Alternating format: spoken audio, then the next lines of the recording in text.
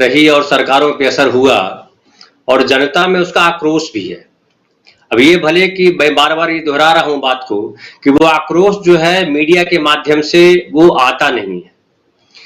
अब जो महंगाई का जो असर है वो सुनियोजित तरीके से है, जो दीपक भाई ने कहा बिल्कुल सही कहा, सुनियोजित है। और सुनियोजित अगर कैसे है तो उसको आप देखें कि जो संघ के जो विचारक थे, जो गोलवलकर थे, उनकी क्या मान्यता थी कि आप जो है आर्थिक स्थिति को, अर्थव्यवस्था को इस तरह से कंट्रोल कीजिए कि 2-3 आदमी के हाथ में पूरा बिजनेस चला जाए, पूरी अर्थव्यवस्था चली जाए और बाकी जनता जो है बस खाने पीने भर उसके पास रहे।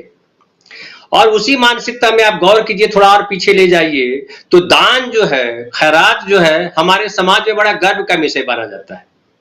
उससे आप परेशान नहीं होते हैं कि आप अगर दान करते हैं गरीबों को तो कोई आदमी गरीब क्यों है, ये सोच करके आपको कहीं घिन नहीं आती है। आप अपने गिरबान में झांकते नहीं है, आपको बड़ा गर्व होता है कि हमने इतने लोगों को दान दिया।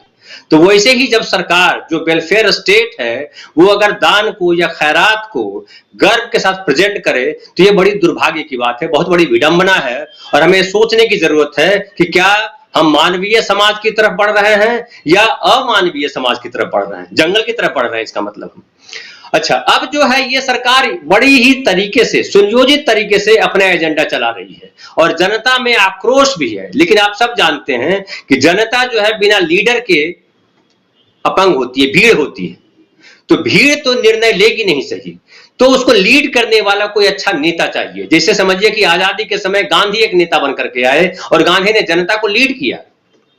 फिर नेहरू ने उस जनता को एक नागरिक का दर्जा दिया और उसको सारी चीजें मुहैया कराई जिसमें कोई उसको ब्लैकमेल ना कर सके, कोई उसको गुलाम ना बना सके और वो जनता जो है अपने तरीके से, सही तरीके से प्रोग्रेस करते, उसको सपोर्ट देने की व्यवस्था की कायम की गई। लेकिन अब आप देखिए कि धीरे धीरे वो सपोर्ट हटाया जा रहा है, सब्सिडियां कम की जा रही हैं, वो चाहे गैस पे हो या रेलवे में हो, जहां जहां सब्सिडी थी सब्सिडी घटाई जा रही है, खत्म की जा रही है। और इस घटाए जाने को बड़े गर्व से प्रेजेंट किया जा रहा है कि इतने लोगों ने सब्सिडी छोड़ दी, जबकि रिकॉर्ड ये बता रहा है कि बहुत करोड़ों में लोग जो है गरीबी रेखा के वापस नीचे आ गए। तभी तो आप 80 करोड़ लोगों को आप जो है मुफ्त भोजन देना चाह रहे हैं, दे रहे हैं और ऑन डिमांड 3 महीना आपने फिर बढ़ाया है। तो ये सरकार जो अपना एजेंडा चलाना चाह रही है बिल्कुल सही रास्ते पे है। सरकार को तनिक शर्म नहीं आएगी कि इस देश की 100 करोड़ जनता जो है गरीब हो जाए। लेकिन हम जनता को, जो हम लोग थोड़ा ठीक ठाक हैं, उनको ये सोचने का समय है कि वो जो है, जो जनता जो गरीब है, जो अपना रोजगार नहीं कर पा रही है, जो 2 जून की रोटी नहीं खा पा रही है, वो आंदोलन करने सड़क पे उतरेगी, ये तो संभव नहीं है। आप देख लीजिए श्रीलंका में इतनी बुरी हालत है लेकिन जनता वहां विद्रोह कहां कर रही है।